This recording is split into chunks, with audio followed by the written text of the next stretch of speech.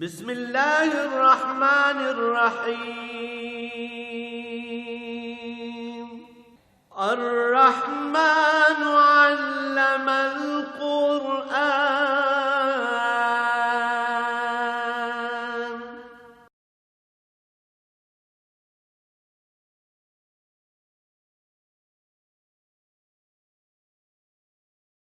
الحمد للہ رب العالمین والصلاة والسلام علی حبیبہ محمد وآلہ وصحبہ اجمعین۔ اعوذ باللہ من الشیطان الرجیم، بسم اللہ الرحمن الرحیم۔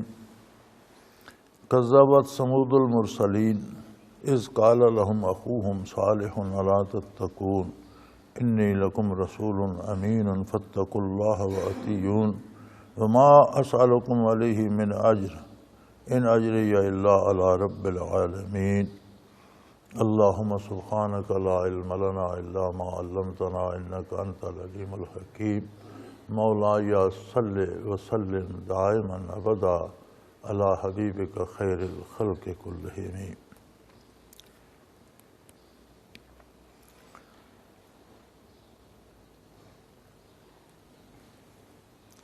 سورہ شعراء میں وہی مضمون چل رہا ہے جو سابقہ آ رہا ہے کہ کس طرح قوموں کا کردار تھا، انبیاء علیہ السلام کی تعلیمات سے کس طرح انہوں نے انکار کیا اور اس کا نتیجہ کیا ہوا۔ قرآن کریم کتاب ہدایت ہے اور اس کا موضوع اللہ کریم کے ساتھ تعلق ہے، تاریخ کی کتاب نہیں ہے۔ قرآن کسی تاریخ سے دلچسپی ہو، جو بات ارشاد فرماتا ہے اس کی تائید میں دلیل کے طور پر گزشتہ اقوام کا قصہ بیان کرتا ہے۔ اسی لیے آپ دیکھیں گے کہ بعض قصص جگہ جگہ مختلف انداز سے آئے ہیں، جہاں جو چیز نتیجتاً ثابت کرنا مقصود ہے وہاں وہ حصہ بیان فرمایا جاتا ہے۔ کذبت ثمود المرسلین، ثمود ایک معروف قوم تھی اور اس کے قصے سینہ بسینہ عربوں میں چلے آتے تھے، لوگ ان کے حالات سے واقف تھے۔ بڑے خوشحال لوگ تھے، بڑے عالی شان گھر بنائے ہوئے، بہت آبادیاں، بہت خوشحال تھے، لیکن اللہ کی راہ سے بھٹکے ہوئے تھے۔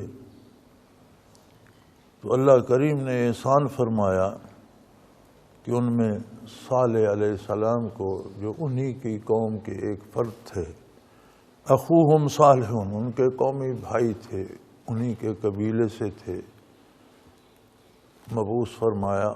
اور یہ اللہ کریم کا بہت بڑا احسان ہے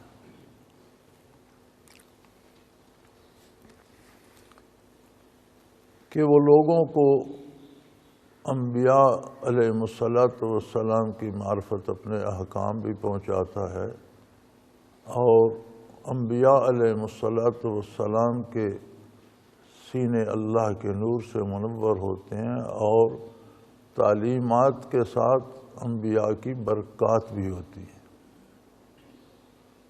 تعلیمات تو ساری عمر عمل کرنے کے لیے ہوتی ہیں، جب تک ان کی نبوت رہتی ہے تب تک اس پر عمل ضروری ہوتا ہے۔ برکات نبوت آنے واحد میں بندے کو درجہ صحابیت پہ پہنچا دیتی۔ نبوت کے بعد صحابیت انتہائی خلوص کا درجہ ہے، انتہائی قرب الہی کی کیفیت ہے۔ تو یہ اللہ کا احسان ہے کہ اس نے مخلوق کو محروم نہیں رکھا۔ جب بھی ضرورت پڑی، جہاں بھی دین مٹتا ہے وہاں پھر نبی مبعوث ہو جاتا ہے، حتیٰ کہ آقا نامدار صلی اللہ علیہ وآلہ وسلم مبعوث ہوئے تو نبوت مکمل ہو گئی۔ آپ کی تعلیمات میں وہ قوت ہے کہ یہ قیامت تک روئے زمین پر قائم رہیں گی۔ نبوت مکمل ہونے کا مفہوم یہ ہے کہ کسی نئے نبی کی ضرورت پیش نہیں آئے گی، اور جب تعلیمات رہیں گی قیامت تک تو برکات بھی قیامت تک رہیں گی۔ تو آپ چونکہ امام الانبیاء بھی ہیں اور آپ صلی اللہ علیہ وسلم کی برکات میں بھی یہ طاقت ہے کہ وہ قیامت تک دنیا میں موجود رہیں گی۔ اس اعتبار سے تو ہم بہت خوش نصیب ہیں الحمدللہ کہ ہمیں امام الانبیاء صلی اللہ علیہ وسلم کی امت ہونے کا شرف حاصل ہے۔ ہمیں وہ تعلیمات ملی جو آپ صلی اللہ علیہ وسلم کے لمحہ اطہر سے بیان ہوئیں، آپ کی زبان حق ترجمان سے بیان ہوئیں۔ ایک پہلو یہ ہے کہ ہم وہ خوش نصیب ہیں جنہیں اللہ کریم نے خیر امت کہا ہے کہ بہترین امت، جتنی قومیں دنیا میں گزر چکی ہیں، جتنی بعد میں گزریں گی، سب سے بہترین امت محمد الرسول صلی اللہ علیہ وسلم کی امت۔ دوسرا پہلو اس کا یہ ہے کہ ہم نے اس کو کتنا قبول کیا، ہمیں اس پہ یقین کتنا ہے، اور یقین کا اظہار ہوتا ہے کردار سے۔ جس بات پہ یقین ہوتا ہے اس پر عمل کیا جاتا ہے۔ تو ہماری ذمہ داری یہ ہے کہ ہمیں دیکھنا ہے کہ ہم نے اپنے آپ کو اس قالب میں کتنا ڈھالا، کتنی اطاعت ہم کرتے ہیں اور کتنی عدم اطاعت کرتے ہیں، اور یہ عدم اطاعت بہت ہی بد نصیبی کی بات ہے۔ اللہ کریم توفیق دے، ہمارا جینا مرنا اٹھنا بیٹھنا سب حضور اکرم صلی اللہ علیہ وسلم کے تابع ہو جائے، آپ کی شریعت مطہرہ کے تابع ہو جائے۔ تو فرمایا سمود بڑی خوشحال قوم تھی، بڑے تکڑے تھے، صحت مند تھے، اولادیں تھیں، بڑے بڑے محل اور مکان بنا رکھے تھے، لیکن تعلیمات انبیاء علیہ السلام جب ان کے پاس پہنچی تو انہوں نے جھٹلا دیا، انکار کر دیا کہ ہم نہیں مانتے۔ وہ ایسا وقت تھا جب انہی میں سے انہی کے قومی بھائی حضرت صالح علیہ السلام مبعوث ہوئے، اور انہوں نے انہیں فرمایا الا تتقون، تم عجیب قوم ہو، جس پروردگار نے تمہیں پیدا کیا، جو تمہیں یہ ساری نعمتیں دے رہا ہے، جس نے صحت دی، اولاد دی، دولت دی، مال و دولت دیا، یہ بڑے بڑے گھر بنا رہے ہو، تو کیا اس کے ساتھ تمہارا کوئی تعلق قائم نہیں ہے؟ تم اس کے کچھ نہیں لگتے؟ جس کی اتنی نعمتیں استعمال کر رہے ہو تو اس کے ساتھ تم الا تتقون، تمہیں اس بات سے کوئی خطرہ نہیں کہ ہمارا اس سے تعلق نہ ٹوٹ جائے۔ انی لکم رسول امین، انہوں نے فرمایا میں وہ بندہ ہوں جسے اللہ کریم نے تمہاری طرف رسول مبعوث فرمایا ہے، اور میں امین ہوں۔ یعنی نبی اور رسول سب سے بڑا امین ہوتا ہے کہ وہ کوئی ذرا سی بات بھی اپنی طرف سے ان تعلیمات میں داخل نہیں کرتا، وہی کچھ کہتا ہے جو اللہ کا حکم ہوتا ہے۔ اور یہ تقریباً جتنے انبیاء علیہ السلام کا ذکر آیا، انہوں نے فرمایا انی لکم رسول امین۔ یہ دو باتیں، ایک یہ کہ میں اللہ کا رسول ہوں اور امین ہوں، یعنی اپنی طرف سے کچھ نہیں کہتا تمہیں کہ میری بات مانو، تم تک وہ پیغام پہنچاتا ہوں پوری امانت داری سے جو اللہ نے دیا ہے۔ اور دوسرا، ہر نبی اور رسول نے کہا کہ مجھے تم سے کوئی معاوضہ نہیں چاہیے۔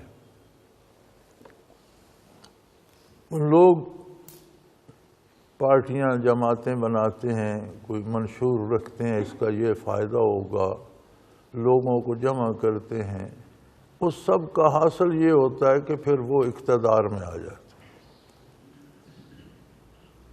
کہیں اقتدار مقصود ہوتا ہے، کہیں یہ مقصود ہوتا ہے کہ کوئی جماعت بنا لو یا انہیں دینی حوالے سے مریدوں کی ایک فوج ظفر موج بنا لو، تو چلو ووٹ نہیں دیں گے تو شرعی نذرانے تو دیں گے، پیسہ تو جمع ہو جائے گا۔ فرمایا اللہ کے نبی نہ پیسے کی غرض سے کرتے ہیں نہ اقتدار کی غرض سے، وہ صرف اللہ کا پیغام من و عن پوری امانت و دیانت سے پہنچاتے ہیں، اور اس کا معاوضہ وہ لوگوں سے نہیں چاہتے، نہ انہیں اقتدار چاہیے ہوتا ہے، نہ لوگوں سے دولت جمع کرنا مقصود ہوتی ہے۔ اجر ان کا اللہ کریم عطا فرماتے ہیں، جو نعمت وہ تقسیم کر رہے ہیں مخلوق اس کا بدلہ دے ہی نہیں سکتی۔ تو فرمایا میں اللہ کا رسول ہوں اور تمہاری طرف مبعوث ہوا ہوں، اور پوری امانت و دیانت سے اللہ کا پیغام پہنچا رہا ہوں۔ فاتقوا اللہ وأطیعون، اللہ کی عظمت کا اقرار کرو، اللہ سے نسبت قائم کرو، اور اس کا طریقہ یہ ہے کہ میری بات مانو، میرا اتباع کرو، جو میں کہتا ہوں اس پر عمل کرو، تمہارا اللہ سے تعلق قائم ہو جائے گا۔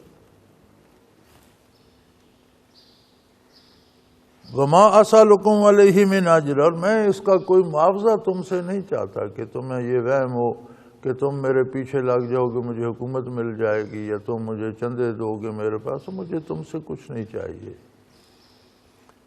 مجھے جو کچھ ملے گا وہ پروردگار عالم دے گا جو سارے جہانوں کو پال رہا ہے، مجھے بھی اپنی نعمتوں سے وہ سرفراز فرمائے گا۔ کائنات کے ذرے ذرے کا پالن ہار ہے، خالق ہے، رازق ہے، مالک ہے، پال رہا ہے، انسان، حیوان، چرند پرند، زمین، آسمان اور مخلوق جہاں جہاں ہے سب کو پال رہا ہے۔ اب وہی میرا اجر دیں گے، وہی مجھے عطا کریں گے۔ اتترکون فیما ہاہنا آمنین، تم نے سمجھ لیا ہے کہ ان خوبصورت گھروں میں اور ان باغات میں اور ان جنگلوں میں اور ان پہاڑوں پر تم قابض ہو، تم یہ ہمیشہ یہیں موج کرتے رہو گے؟ آمینین، بڑے مزے سے رہو گے اور یہاں موجیں کرتے رہو گے؟ ایسا نہیں ہوگا۔ تمہیں یہ گھر بھی چھوڑنے ہوں گے، تمہیں یہ زمینیں جائیدادیں بھی چھوڑنی ہوں گی، تمہیں یہ مال و منال بھی چھوڑنا ہوگا، یہ خیش اقارب بھی چھوڑنے ہوں گے، اور آخرت کو جانا ہوگا۔ تو اسی پہ خوش نہ رہو کہ میرے پاس پیسے زیادہ ہیں یا میرے پاس اقتدار ہے، یہ سب وقتی باتیں ہیں۔ یہ سب کچھ چھوڑ کر تم نے ایک ابدی اور دائمی زندگی اور ایک ابدی اور دائمی جہان میں جانا ہے، وہاں کی بھی تیاری کرو۔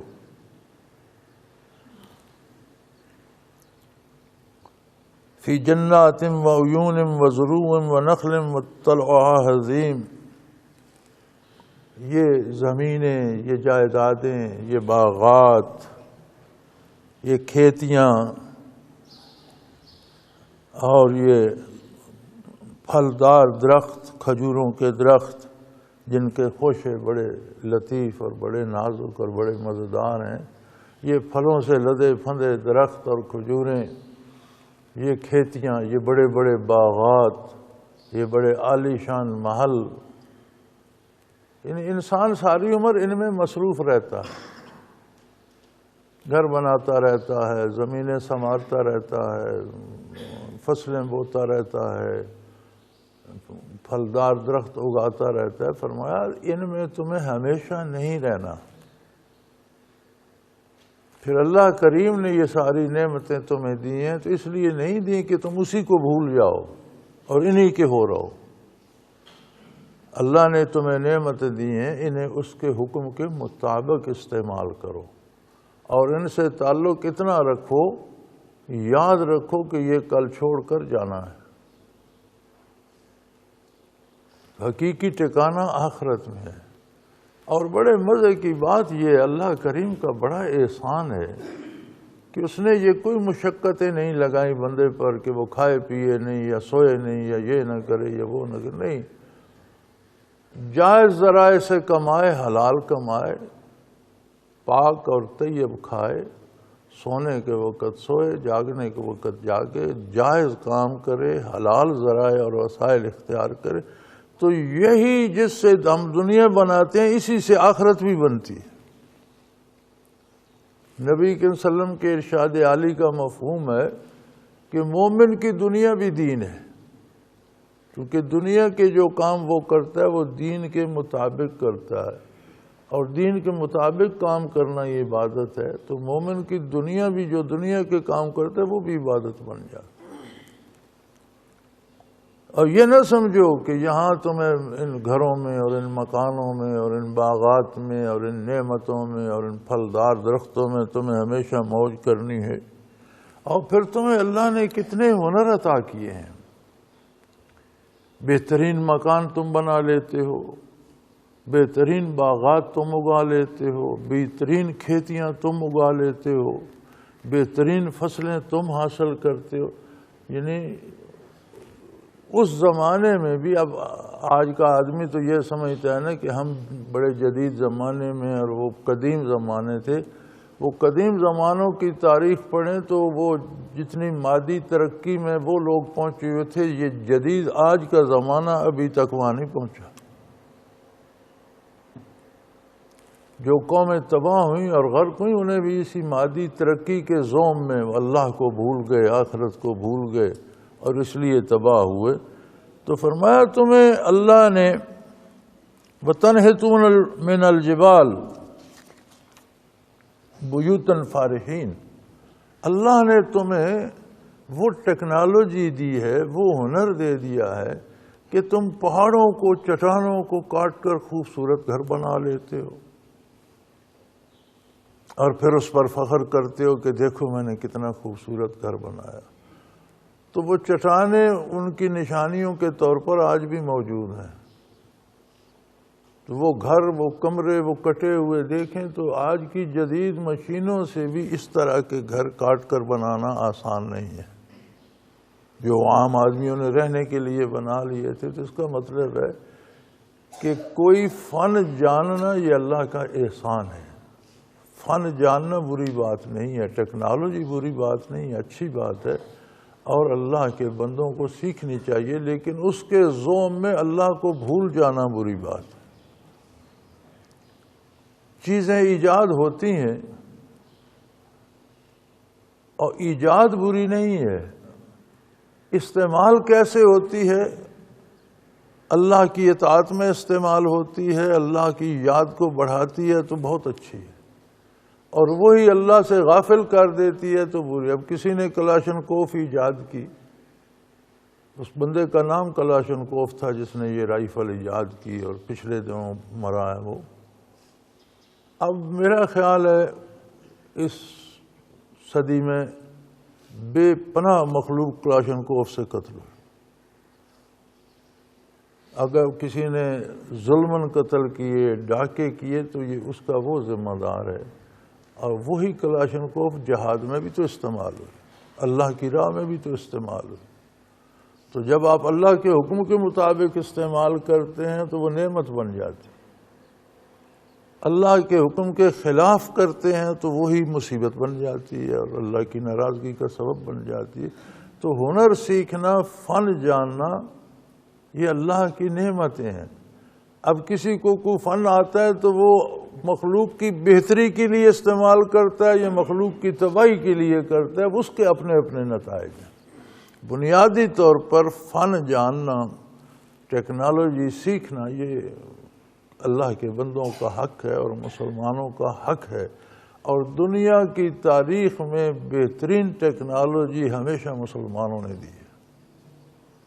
آج کل بھی جو معروف ٹیکنالوجی ہیں یہ ساری مسلمان دانشوروں کی ایجادیں ہیں، پھر ان کو پیوریفائی کرتے گئے، ان پر اور صفائی آتی گئی، وہ الگ بات ہے۔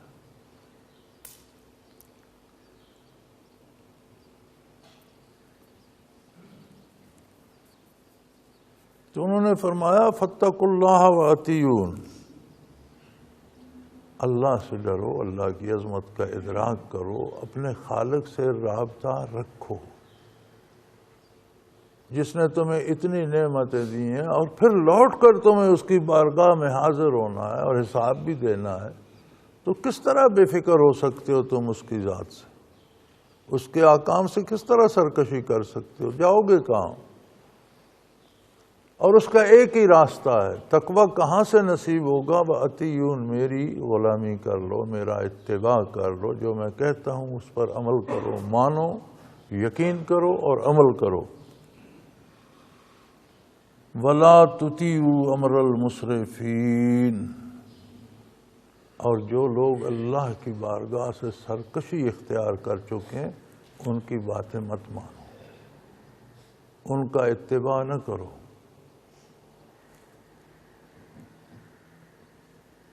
اس لیے کہ جو لوگ اللہ سے وفا نہیں کرتے، جن لوگوں کو عظمت الہی کا احساس نہیں ہوتا، ان سے کبھی کوئی بھلائی ہوتی نہیں کسی کی۔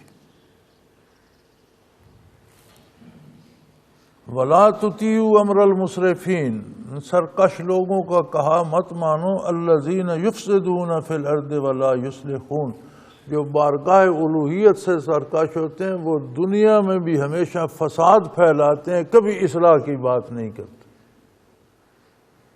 ان سے کسی خیر کی توقع نہیں ہوتی، تم ان کے پیچھے جاؤ گے تو تم بھی فسادوں میں مبتلا ہو جاؤ گے، تم بھی برباد ہو جاؤ گے، تباہ ہو جاؤ گے، اس لیے کہ وہ کبھی اصلاح نہیں کرتے۔ جتنے اللہ کی بارگاہ سے باغی لوگ ہوتے ہیں وہ کبھی اصلاح نہیں کرتے، ان سے فائدہ نہیں ہوتا، نقصان ہوتا ہے۔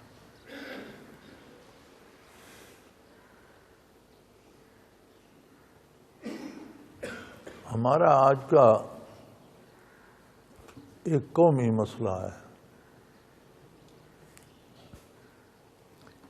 جس بندے کو دیکھو وہ پیٹ رہا ہے، مجھے یہ تکلیف ہے، مجھے یہ دکھ ہے، مجھے یہ پریشانی ہے، مجھے وہ پریشانی ہے، میری تنخواہ رک گئی، میرے بیٹے کی شادی نہیں ہوئی، میری بہو ناراض ہو گئی، میرا پوتا بیمار ہو گیا، میری زمین پر کسی نے قبضہ کر لیا ہے، میرا مکان گر گیا، مجھے وہ بیماری ہو گئی، مجھے یہ بیماری ہو گئی۔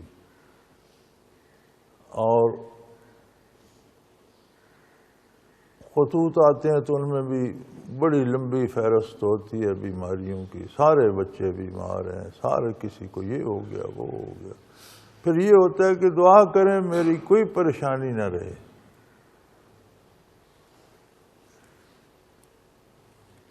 بڑی عجیب بات ہے، پتہ نہیں لوگوں کو اس بات کی سمجھ کیوں نہیں آتی کہ دنیا میں بے پناہ پریشانیاں ہیں، کہیں ایک سکھ ملتا ہے تو 50 دکھ اس کے ساتھ جڑے ہوئے ہوتے ہیں۔ سکون ہے، اگر دنیا میں بھی سکون ہے تو اللہ کی یاد اور اللہ کے نبی صلی اللہ علیہ وسلم کے اتباع میں۔ اللہ کریم نے ایک جگہ ارشاد فرمایا نا، ادخلوا فی السلم کافہ، اسلام سلامتی کی جگہ ہے، سلامتی کا قلعہ ہے، محفوظ ہے، سارے کے سارے اس کے اندر داخل ہو جائیں۔ اب ہم یہ چاہتے ہیں کہ ہم سارے اسلام میں نہ جائیں، ایک انگوٹھا ایک انگلی ادھر بھی رکھ دیں، باقی ہم باہر کھڑے ہوں، ہمیں دھوپ بھی نہ لگے، ہمیں بارش بھی نہ لگے، ہم پر آندھی بھی نہ آئے۔ بھئی تم کھڑے ہی باہر ہو، کھڑکی کی ایک سلاخ پکڑ رکھی ہے کہ ہمارا بھی تعلق ہے، ہم بھی مسلمان ہیں، تو پھر دھوپ کی تپش بھی آئے گی، جاڑے کی سردی بھی لگے گی، بارش بھی لگے گی، ساری مصیبتیں آئیں گی۔ اسی لیے اللہ فرماتا ہے سارے کے سارے اسلام، سارے قلعے کے اندر چلے جاؤ تو محفوظ رہو گے۔ تو دنیا میں بھی اگر راحت ہے تو اتباع رسالت پناہی کے اندر ہے، جتنے ہم اس کے باہر ہوں گے اتنی پریشانیاں چمٹی رہی۔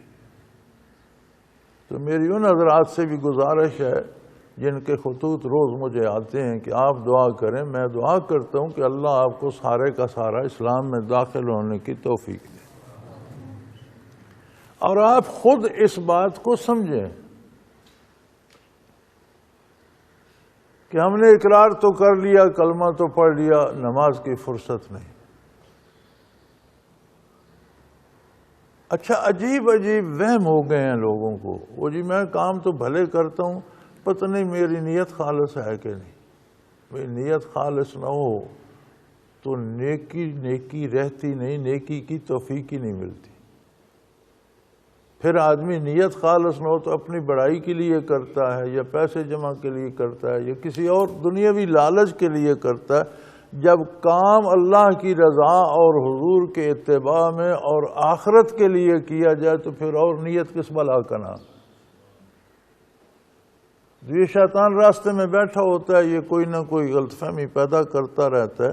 تو اپنے آپ پر اعتماد ہونا چاہیے، بھائی کام جو بھی کرتے ہو اللہ کے حکم کے مطابق کرو، اللہ کے نبی صلی اللہ علیہ وسلم کے حکم کے مطابق کرو، اور اللہ کی رضا کے لیے کرو، آخرت کے لیے کرو، اور نیتوں کا مالک اللہ ہے۔ یہ اتباع رسالت ہی نیت کو بھی صاف کرتا ہے، یہی اللہ کا ذکر ہی قلوب کو بھی صاف کرتا ہے، راستگی دے دیتا ہے۔ لیکن ہمیں آخرت کا اتنا شاید یقین نہیں ہے، چونکہ دنیا ہمارے سامنے ہے۔ آخرت کو ہم نے ماننا ہے حضور اکرم صلی اللہ علیہ وسلم سے سن کر، اللہ کریم اور اللہ کی کتاب سے پڑھ کر، اللہ سے سن کر، اللہ کے حبیب سے سن کر۔ اب جو چیز ہم برت رہے ہیں اس پر تو ہمیں یقین ہے، اب جو ہماری کمزور نگاہوں سے اوجھل ہے، ہمارے کمزور دماغ میں نہیں آتی، اس کی خبر اللہ اللہ کا رسول دیتے ہیں، اس پر ہمیں وہ یقین نہیں آتا جو دنیا پر ہے۔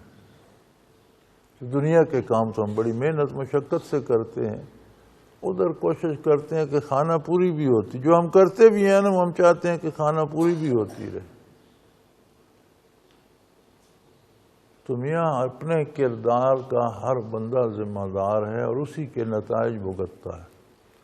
اطاعت الہی میں بھی بیماریاں بھی آتی ہیں، مصیبتیں بھی آتی ہیں، سارے دکھ سکھ آتے ہیں، لیکن اللہ کریم کی اطاعت اور حضور کے اتباع میں ہو تو اندر ایک سکون آ جاتا ہے، ان دکھوں میں بھی مزہ آتا ہے بعض اوقات، اور پھر وہ بھی اللہ ہی سے بندہ ہم کلام ہونے کا شرف حاصل کرتا ہے اور کہتا ہے اللہ میرا یہ دکھ دور کر دے، میں کمزور ہوں، مجھ پر رحم فرما، تو وہ اور قرب الہی کا اور سکون کا سبب بن جاتا ہے۔ دنیا دار پر چھوٹی سی بھی تکلیف آتی ہے تو اس کے پاس یہ تصور نہیں ہوتا، وہ چیختا چلاتا رہتا ہے۔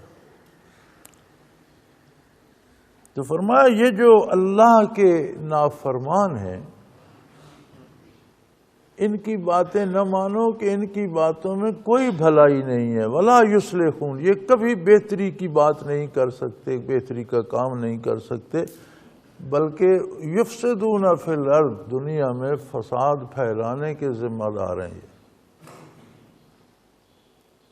قالوا انما انت من المسحرین، قوم نے اس ساری بات کا جواب یہ دیا کہ لگا آپ پر کسی نے کوئی جادو کر دیا، آپ کا دماغ خراب ہو گئے، آپ عجیب عجیب باتیں کرتے ہیں، بھلا یہ کیا باتیں ہیں، یہ مر گئے ختم ہو گئے، مر کر پھر کون آئے گا، پھر کون اٹھے گا، پھر کون جواب دے گا، مٹی کھا جائے گی، درندے کھا گئے، جل گیا، راکھ ہو گیا، ہڈیاں مٹی کھا گئی، سمندر میں غرق ہو گیا، جانور کھا گئے، گل سڑ گیا، پھر کہاں کون آئے گا۔ تو آپ جو یہ باتیں کرتے ہیں کہ یہ پھر سارے زندہ ہو جائیں گے اور پھر ان کا حساب کتاب ہوگا اور ان سے پوچھتے، لگتا ہے آپ کا کوئی دماغ کھسک گیا ہے، آپ پر کسی نے کوئی جادو سحر کر دیا ہے، کیونکہ دنیا داروں کے پاس صرف یہ ایک بات ہے، بڑی عجیب بات ہے، مجھے بھی خط آتے ہیں، کسی نے جی میری اولاد روک دی ہے، ہمارے اولاد نہیں ہوتی، کسی نے میرا رزق روک دیا، میری دکان باندھ دی ہے کسی نے، دکان تیری ہے بندی ہوئی ہے، تو کوئی رسہ لوہار کوئی چیز تجھے بھی نظر آتی ہوگی کس چیز سے بندھی ہوئی ہے، یعنی غلطی کرتے ہیں تو نقصان ہو جاتا ہے، کسی نے جادو کر کے کرا دیا ہے، اپنی غلطی نہیں مانتے کہ میں نے یہ غلط کیا، یہاں مجھ سے غلطی ہوگی اس کا نقصان ہوا، کاروبار کرتے ہیں غلطیاں ہو جاتی ہیں، انسان سے نقصان ہو جاتا ہے، ملازمت کرتے ہیں، کام پورا نہ کریں گے، دیانتداری سے نہ کریں گے، غیرحاضریاں کریں گے، جب معطل ہو گئے تو کہیں گے کسی نے میری نوکری باندھ دی ہے۔ یہ مشرکین کا اور کفار کا شعار ہے۔ غلطیاں ہوتی ہیں، اللہ کریم معاف فرمائے، لیکن ان کے نتائج بھی آ جاتے ہیں۔ کئی دفعہ ہم کوئی چھوٹی سی چیز کھا لیتے ہیں، وہ ہمیں بیمار کر دیتی ہے، تو ہمیں دیکھنا چاہیے کہ میرے مزاج کے خلاف کیا تھا وہ میں نے کھایا۔ گرم چیز کھائی، پہلے مجھے گرمی تھی، مجھے بخار ہو گیا، سرد چیز کھائی ہے، گلا بیٹھ گیا، زکام ہو گیا۔ یہ نہیں سوچیں گے، فوراً کہیں بس جی کسی نے جادو کر دیا، فلاں نے مجھے دیکھا تھا، اس کی نظر یار اللہ کا خوف کرو۔ اللہ کریم کائنات کا مالک ہے، ہر نعمت بھی وہ دیتا ہے اور ہر دکھ ہم خود خریدتے ہیں۔ یہ بڑی عجیب بات ہے، وہ نعمتیں مفت دیتا ہے، دکھ ہم خود خریدتے ہیں۔ جہاں ہم غلطی کرتے ہیں، جیسے غذا میں غلطی کرتے ہیں صحت خراب ہوتی ہے، کردار میں غلطیاں کرتے ہیں ایمان میں کمزوری آتی ہے۔ اللہ کریم کے نظام میں کسی جادوگر کو کوئی دخل نہیں کہ وہ اللہ کی بات کو روک دے اور اپنی بات کر دے۔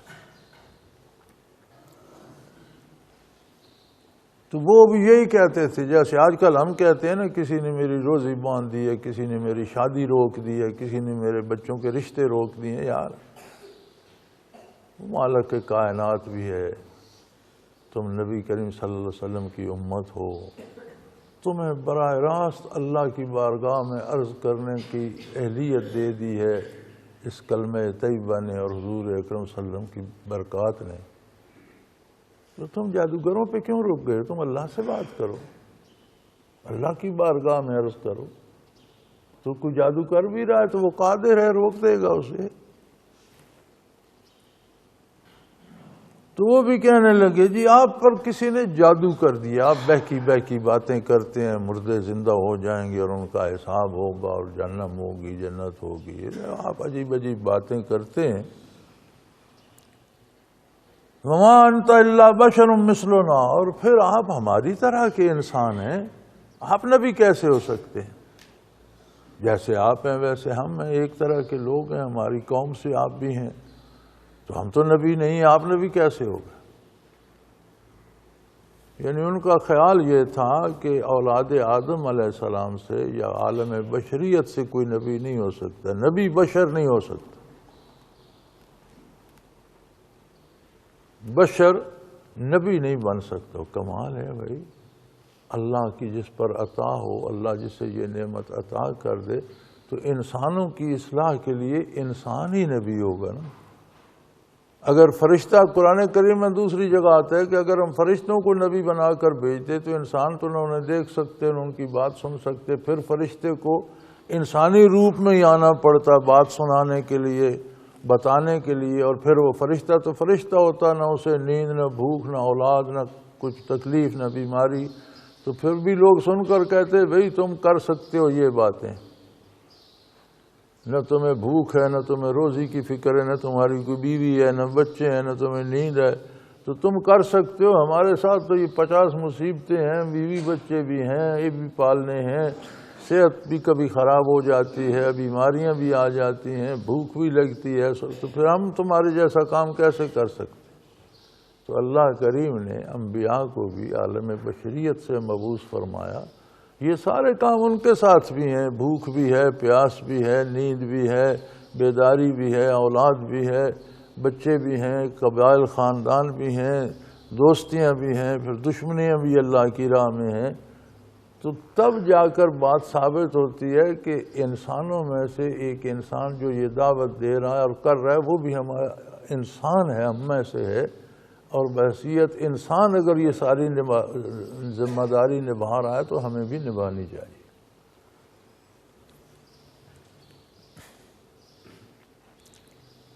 فَأْتِ بِآيَاتٍ إِن كُنتَ مِنَ الصَّادِقِينَ، اگر آپ سچے ہیں اور واقعی اللہ کے نبی ہیں تو پھر کوئی معجزہ دکھائیے،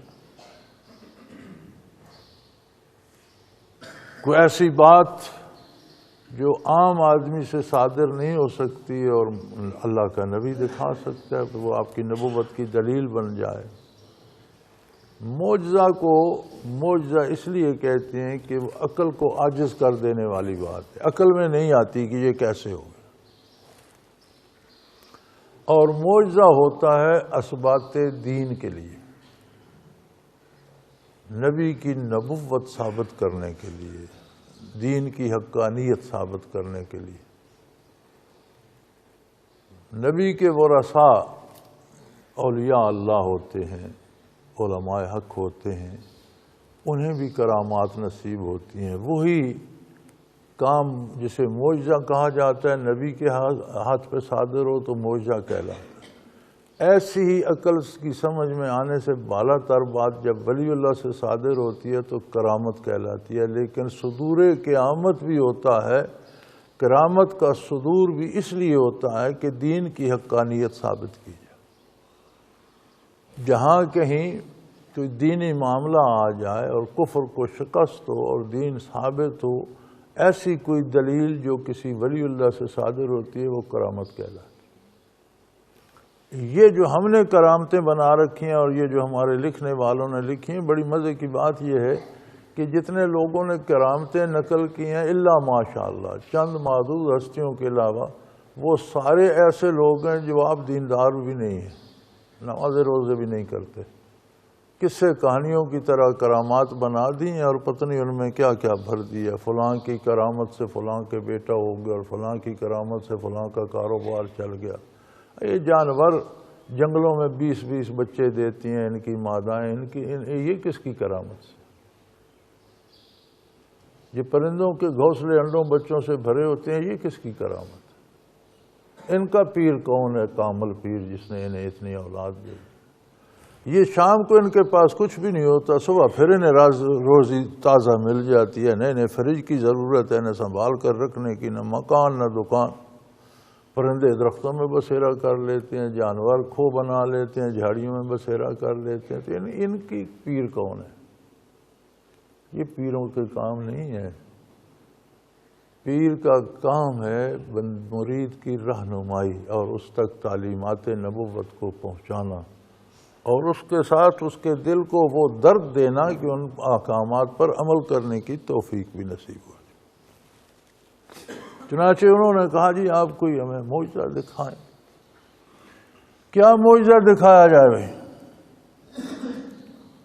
الٹی بات کی انہوں نے، کہنے لگے یہ جو بڑی سی چٹان ہے نا سامنے اس پہاڑ میں، ہم معجزہ یہ چاہتے ہیں کہ یہ پھٹ جائے اور اس میں سے سانڈنی نکل آئے، اونٹنی نکل آئے، اور پھر وہ اونٹنی جو ہے وہ گابھن بھی ہو، بچہ دینے والی ہو، چٹان پھٹ جائے اس میں سے اونٹنی نکلے، پھر وہ بچہ بھی دے، تو ہم یہ معجزہ مان لیں گے کہ یہ ممکن نہیں ہے کہ چٹان میں سے کوئی زندہ اونٹنی نکال لے۔ ڈالنی تو کسی نے ہے نہیں کہ چٹان کاٹ کر اس میں اونٹنی کھڑی کرے، ایسی چٹان میں سے نکلے، چٹان میں اونٹ کہاں سے آ گئے، اور پھر وہ اونٹنی جو ہے وہ بچہ دینے والی بھی ہو۔ عجیب سے عجیب تر بات۔ فاتح بآیات ان کنت من الصادقین، آپ ہمیں کوئی معجزہ کوئی نشانی دکھائیں اگر آپ سچے ہیں۔ انہوں نے دعا کی بار الہ، یہ جاہل لوگ ہیں، یہ ان کا سوال بھی جاہلانہ ہے، کیا یہ کوئی عقل کی بات تو ہے نہیں کہ پتھر پھٹے درمیان سے اونٹنی نکل آئے، پھر اونٹنی وہ اسی وقت بچہ بھی دے دے، کیا عجیب بات ہے۔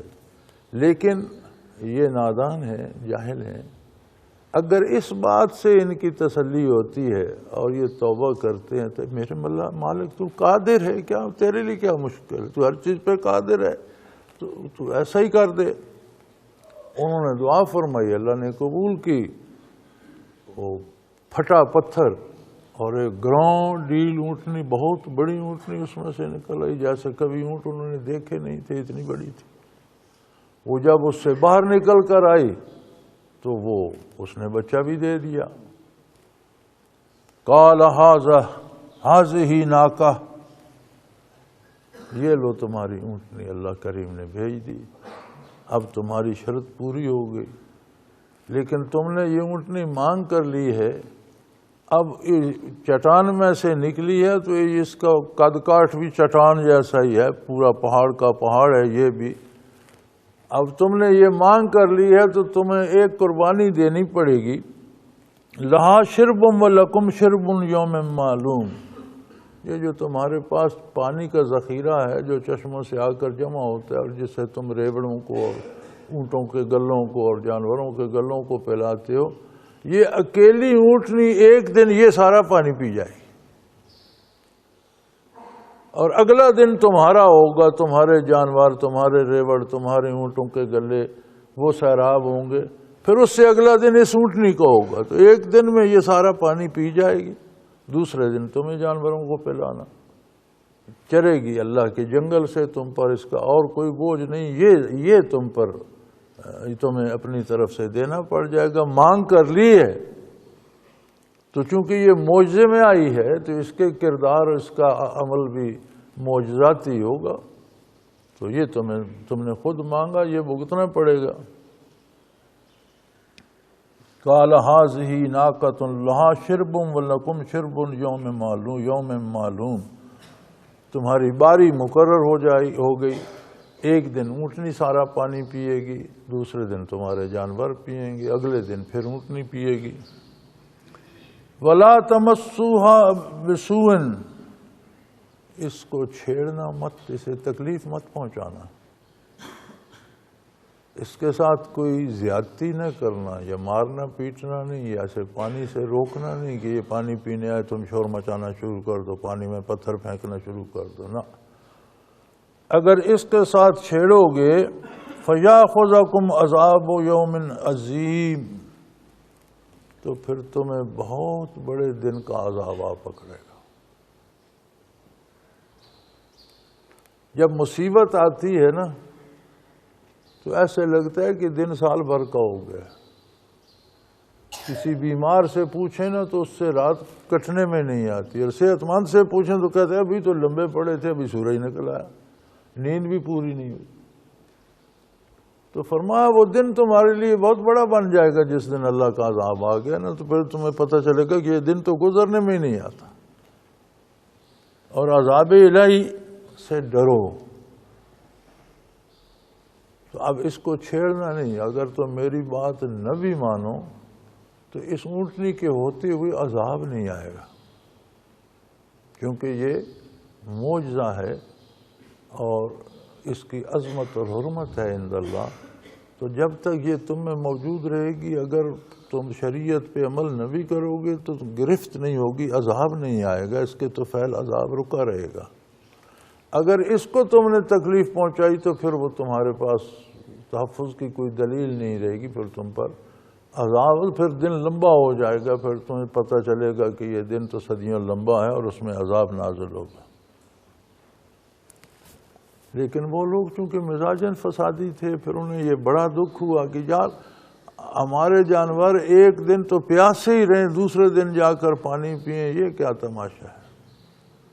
اور یہ اونٹنی ہے کہ کمال ہے، ایک دن ہمارے سارے جانور سیراب ہوتے ہیں، پانی پھر بھی کھڑا ہوتا ہے، اور یہ ایک دن میں سارا چٹ کر جاتی ہے۔ فَأَكَرُوهَا، انہوں نے اونٹنی کو مار ڈالا، اس کی کونچیں کاٹی، وہ گر گئی۔ بہت بڑا جانور تھا، پہلے اس کی ٹانگوں پہ تلواریں چلائیں، ٹانگیں کٹ گئیں، گر گئی، اسے مار ڈالا۔ مفسرین کرام لکھتے ہیں کہ اس کا وہ بچہ جو اس نے دیا تھا وہ بھی شور کرتا ہوا جنگل کو بھاگ گیا۔ جب حضرت صالح علیہ السلام کو اطلاع ہوئی کہ انہوں نے اونٹنی تو مار ڈالی ہے، تو انہوں نے فوراً فرمایا کہ وہ بچے کو دیکھو، وہ بھی عذاب کو ٹلنے کا سبب ہے، اس بچے کو دیکھو۔ سے جب حضرت وہ تو بھاگ گیا، شور کرتے ہوئے جنگل کی طرف بھاگ گیا، تلاش کرو، نہیں ملا۔ فرمایا اب تمہارے پاس کوئی دلیل نہیں ہے بچنے کی، اب تم پر عذاب آئے گا۔ اگلے دن پر عذاب شروع ہو گیا، چہرے سرخ ہونے شروع ہو گئے، پھر دوسرے دن زرد پڑ گئے، تیسرے دن سیاہ ہو گئے۔ اس طرح کا عجیب عذاب تھا ان پر۔ پھر ایسی مصیبت آئی کہ سارے تباہ ہی ہو گئے، مر گئے۔ تو جب عذاب کی نشانیاں شروع ہوئیں تو پھر تو بڑے چلائے کہ ہم سے غلطی ہو گئی، ہم نے ظلم کیا. لیکن جب عذاب کے اثرات سامنے آ جاتے ہیں تو پھر توبہ کا وقت نہیں رہتا، پھر وقت گزر چکا ہے. ورنہ تو جب غوطے آئے تو فرعون نے بھی جب فرشتے موت کے دیکھے تو اس نے کہا میں توبہ کرتا ہوں. فرمایا اب توبہ کرتے ہو، جب وقت تھا تب تو تم اکڑے رہے، اب تو توبہ کی قبولیت کا وقت گزر گیا. تو علماء حق نے یہ بحث کی ہے کہ مومن ہو، ایمان سلامت ہو، گناہگار ہو اور نزع آ جائے، نزع کا وقت آ جائے اور فرشتے آخرت دکھنے لگ جائے، تب بھی وہ توبہ کرے تو اللہ اس کی قبول کر لے. کافر کو جب آخرت سامنے آ جائے، یہ فرشتے نظر آ جائیں، پھر توبہ کرے، اس کی قبول نہیں ہوتی. تو ایمان اتنی بڑی دولت ہے، اتنی بڑی نعمت ہے کہ جس کی ہمیں رات دن حفاظت کرنی چاہیے. مومن پر اللہ کا یہ احسان ہے کہ اس سے برزخ نظر آ جائے، اس وقت بھی توبہ کرے تو وہ گناہ معاف کر دیتا. فَعَقَرُوهَا فَأَصْبَحُوا نَادِمِينَ، اونٹنی کو تو مار ڈالا، پھر بڑے پشیمان ہوئے. جب عذاب شروع ہو گیا اور شکلیں مسخ ہونے لگ گئیں تو پھر بڑے پشیمان ہوئے. لیکن وہ تو وقت گزر چکا تھا، جب عذاب سامنے آ جاتا ہے تو پھر آ گیا. فَأَخَذَهُمُ الْعَذَابُ، آخر اللہ کے عذاب نے انہیں آ پکڑا. إِنَّ فِي ذَلِكَ لَآيَةً وَمَا كَانَ أَكْثَرُهُم مُؤْمِنِينَ. فرمایا اس قصے میں بھی بڑے دلائل ہیں. اگر کوئی دلیل حاصل کرنا چاہے، اگر کوئی اپنے حالات کو آزما کر دیکھنا چاہے، اگر کوئی یہ تجربہ کرنا چاہے کہ وہ کتنا اتباع شریعت کر رہا ہے، تو وہ اپنا حال، اپنا دل، اپنا باطن سامنے کر کے دیکھ سکتا ہے. اتباع شریعت میں آخرت کا انعام تو اللہ کا انعام ہے، اس دنیا کا سکون بھی ہے. بیماری وہ تکلیف نہیں دیتی جو بدکار کو دیتی ہے. مصیبتیں اس طرح کڑوی نہیں لگتی جس طرح بدکار کو لگتی ہیں. مومن کو کانٹا بھی چبھ جائے تو کئی گناہوں کی معافی کا سبب بن جاتا ہے، ترقی درجات کا سبب بن جاتا ہے، تلافی معافات کا سبب بن جاتا ہے. جب کافر پہ مصیبت آتی ہے تو از قسم عقوبات ہوتی ہے، وہ تو اور سزا ہوتی ہے، اس میں دل بھی جلتا ہے. کافر کو جو بخار ہوتا ہے وہ صرف بدن کو نہیں پھونکتا، اس کا دل بھی جلتا ہے. کافر پر جو دکھ آتا ہے وہ اس کے دل کو بھی متاثر کرتا ہے. اور مومن پہ اگر مصیبت بھی آ جائے تو اس کے گناہ معاف ہوتے ہیں. اللہ کریم اسے وہ پریشانی جو دل پھٹنے کو آ جاتا ہے وہ نہیں دیتے. ان فی ذلک لآیۃ، ان حکایات میں دلائل ہیں لوگوں کے لیے، اور لوگوں کو اپنے کردار پر اور اللہ کی عطا پر نظر کر کے دیکھنا چاہیے کہ میں اس کی عطا کا شکر کر رہا ہوں یا اس کی نافرمانی کر رہا ہوں. شکر اطاعت کا نام ہے اور نافرمانی ناشکری ہے. وما کان اکثرهم مؤمنین، اور ان میں تو اکثریت ایسی تھی جو ایمان لانے والے ہی نہیں تھے. اللہ دلوں کے حال سے واقف ہے.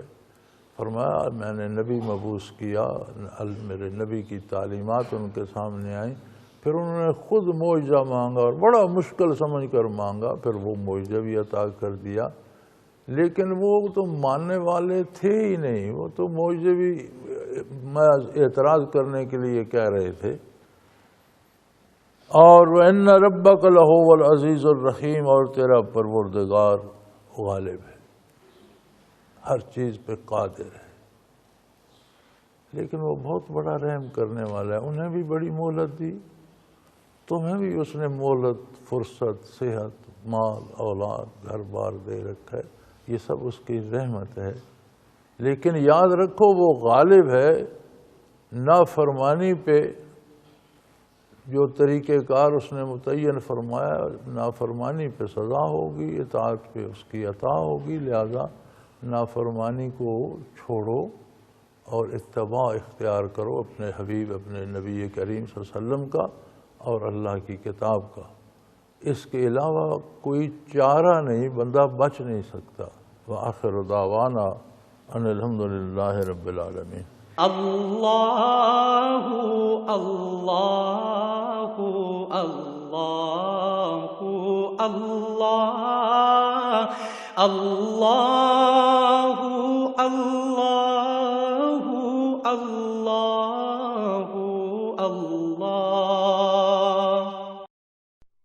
حضرت امیر محمد اکرم آوان مد ظلہ العالی دارالعرفان منارہ ضلع چکوال میں سالہ سال سے قرآن و حدیث کے اوپر خطابات کر رہے ہیں اور سلسلہ نقشبندیہ اویسیہ کے مطابق لوگوں کو ذکر الہی کی تربیت دے رہے ہیں۔ وہ قرآن پاک کی تفسیر ترتیب وار بیان کر رہے ہیں۔ تفسیر قرآن کو وہ موجودہ ملکی اور بین الاقوامی حالات کے مطابق بیان کرتے ہیں۔ موٹر وے سے کلر کہار کے انٹرچینج سے نکلتے ہوئے کلر کہار کی جھیل سے ہوتے ہوئے میانی، بوچھال اور نور پور سے گزرتے ہوئے دارالعرفان منارہ پہنچ سکتے ہیں۔ حضرت امیر محمد اکرم آوان نے بچیوں اور بچوں کی دینی اور دنیاوی تعلیم کے لیے سقارہ اکیڈمی کے نام سے ایک درسگاہ بھی قائم کی ہے، جس کا افتتاح ملک پاکستان کے صدر جنرل محمد ضیاء الحق نے اپنے دست مبارک سے کیا تھا۔ وہ تمام احباب جو اسلام کی طلب رکھتے ہیں ان سے گزارش ہے کہ دارالعرفان منارہ ضلع چکوال میں امیر محمد اکرم آوان صاحب کے خطابات سے مستفید ہوں۔ وہ ہر جمعے کو نماز سے پہلے بیان فرماتے ہیں۔ ہر ماہ کی پہلی اتوار کو ماہانہ اجتماع ہوتا ہے جس میں آپ خصوصی خطاب فرماتے ہیں اور پاکستان کے چاروں صوبوں سے احباب اس اجتماع میں شرکت کرتے ہیں۔ اس کے علاوہ یہاں سال میں 2 مرکزی اجتماعات بھی ہوتے ہیں، ایک رمضان المبارک میں اعتکاف کا اجتماع اور دوسرا جولائی اور اگست میں 40 دن کا اجتماع ہوتا ہے جس میں روحانی تربیت کی جاتی ہے۔ اپنا خون سیماب دے کر اتنا ہم کر جائیں گے، نام آقا کا چمن میں پھر رقم کر جائیں گے۔